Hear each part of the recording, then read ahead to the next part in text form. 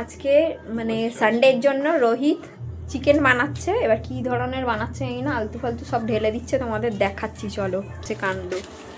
কি দিচ্ছ এর মধ্যে তুমি? কাঁচা মাংসের মধ্যে কি সব ঢেলে দিচ্ছ? এগুলো ম্যারিনেট করছি, একটু সরষের তেল দিয়েছি আর আদা রসুনের পেস্ট দিলাম একটু, তারপর দিয়েছি। এবারে দেবো একটা ডিম।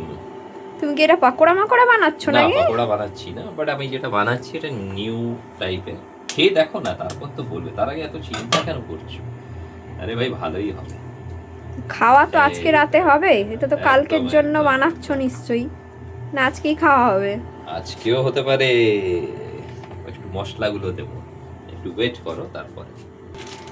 জানি না কি যে হবে চিকেনটা আজকে, মানে যা পারছে ঢেলে দিচ্ছে। কি ভালো খেতে হবে, হবে ভালো জানি হবে, না। ভালো হবে।